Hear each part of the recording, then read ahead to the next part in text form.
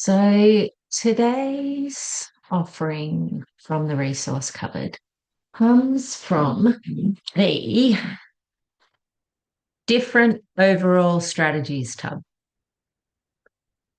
So the different overall strategies tab is just, I guess, frameworks that we can broader frameworks that we can look at and work with when we think about self-doubt or inner criticism.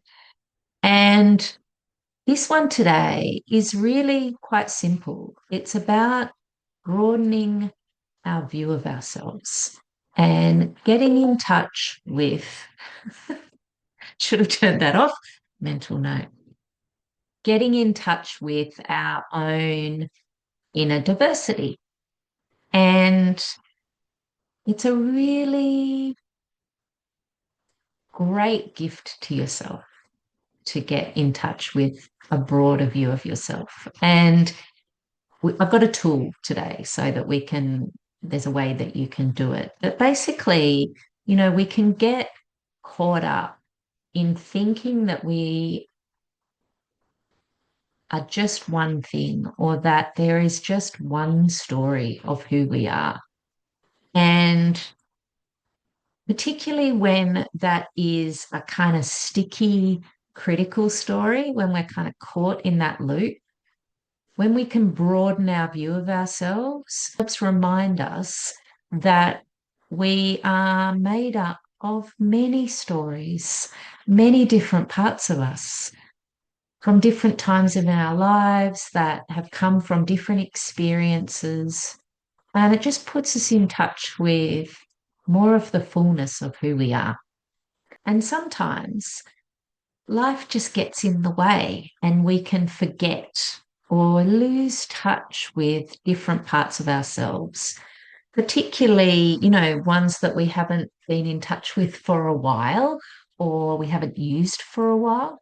So I'm thinking about, it could be parts that were around prior to when you were a parent, or parts that were around prior to that relationship, or even parts that were around prior to having to be a responsible adult, or, whatever parts that were around prior to whatever age you are in now.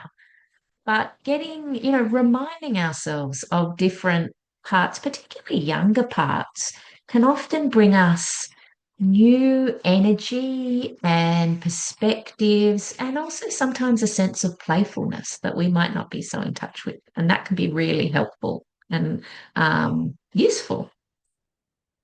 The other thing is that sometimes when we feel criticized in our external environments, so whether that be in our work or in our relationships or in our family context, it can be helpful to consider that that criticism might be directed at one part of us, but we are much more than that one part of us. We are much broader than that one thing.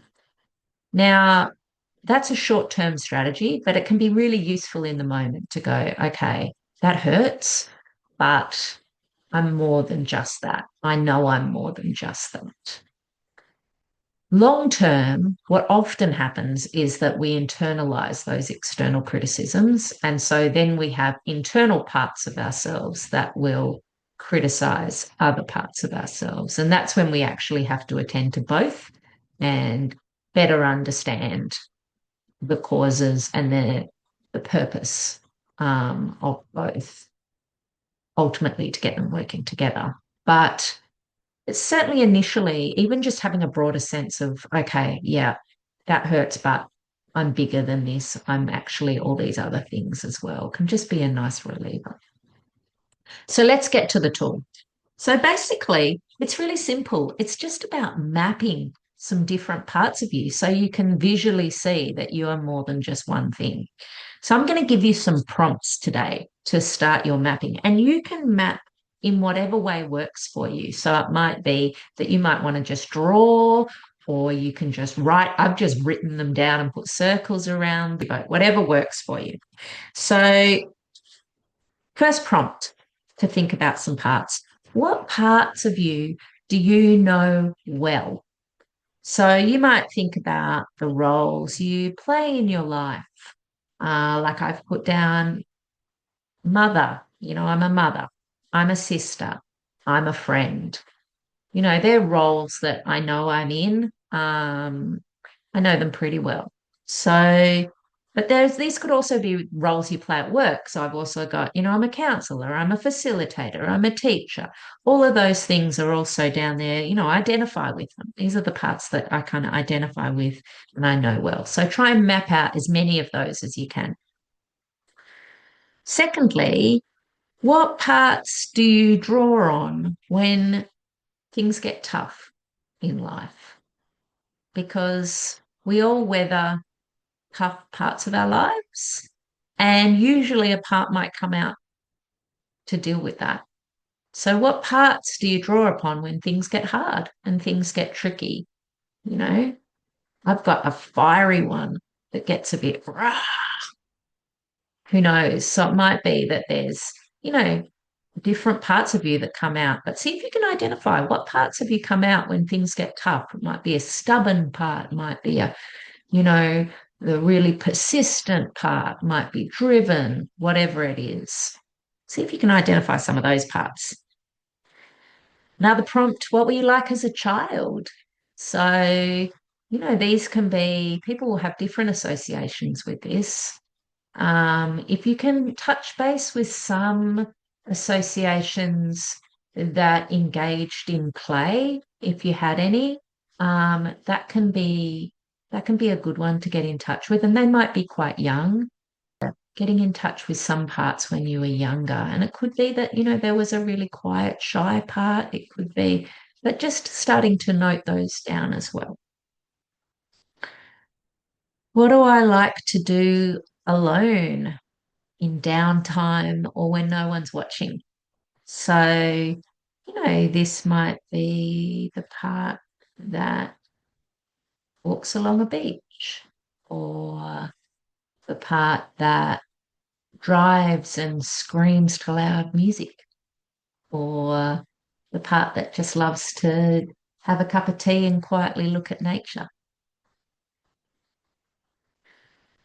What are some shadow sides I have? So I really encourage you to put these down. These are the juicy ones. We try and marginalize these parts, but they're actually really juicy and they've often got hidden potential. So, it might be, yeah, the ruthless one, the cutthroat one, the raging one, whatever it is, pop them down there as well. What group or culture do you represent? So, yeah, like for me, I had, Australian, Scottish, Irish, English, all of those kind of, we represent different things. We'll represent different groups. And it's often a part of you that you don't necessarily identify with until you kind of need to, or or it might bring you a lot of comfort. It might be something you're ashamed of, but it's a part of you. Like I'm a woman, and so I identify with a kind of womanhood. Pop it down anyway. You fantasize or dream about. So sometimes our fantasies and our dreams are parts of us. And so they can be really radical. They can be great to explore. So yeah, pop those down as well. Obviously, whatever feels comfortable for you. Like, don't feel like you need to, particularly if something feels distressing or things like that, it might not be something to do on your own. It might be something to do with a therapist. But certainly, yeah, if it feels comfortable, or maybe just a little bit edgy, but not too much. So yeah, map out as many as you can. And then after that, you start to see how many different parts of you there are. So just take a moment to look at the breadth of all you are, knowing that there'll be heaps that you miss. You can keep adding to it too. And you can start to sort of, you can even start to think about what some of the qualities are of these different parts.